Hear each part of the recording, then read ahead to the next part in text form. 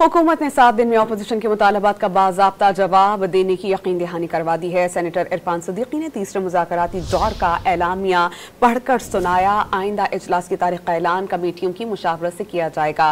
Speaker सरदार अयाज सादिक ने हुकूमत और अपोजिशन कमेटियों के तीसरे मुज़ाकराती दौर के बाद गुफ्तगू की और उन्होंने कहा वाज़ेह किया कि मुज़ाकरात ठीक चल रहे हैं, किसी को तशवीश नहीं होनी चाहिए। देखना है कि मामलात हल करने के लिए बेहतर रास्ता कौन सा है। अपोजिशन कमेटी ने बानी पीटीआई से एक और मुलाकात का बाज़ाब्ता तौर पर मुतालबा किया है।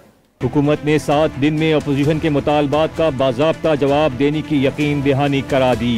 तर्जुमान हुकूमती मुज़ाकराती कमेटी इरफान सिद्दीकी ने आगाह किया कि 7 दिन में अपोजिशन के मुतालबात का बाज़ाब्ता जवाब देंगे। दोनों कमेटियों के दरमियान तय पाया कि हुकूमती कमेटी 7 वर्किंग डेज के अंदर, वर्किंग दिनों के अंदर अपोजिशन के मुतालबात पर अपना बाज़ाब्ता तहरीरी मौक़िफ़ पेश करेगी।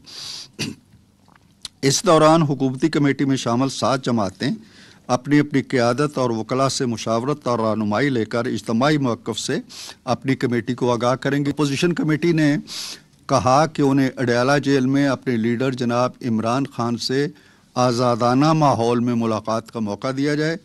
हुकूमती कमेटी ने इसकी तायीद की। स्पीकर अयाज सादिक ने वाज़ेह कर दिया कि मुज़ाकरात ठीक चल रहे हैं, किसी को तशवीश नहीं होनी चाहिए। यहाँ पे इन्होंने अपोजिशन ने डिमांड की कि उनके लीडर से एक और मुलाकात का अरेंजमेंट किया जाए, जो गवर्नमेंट की साइड ने जिसको सराहा और उन्होंने कहा कि हम रास्ता बनाने की कोशिश करते हैं।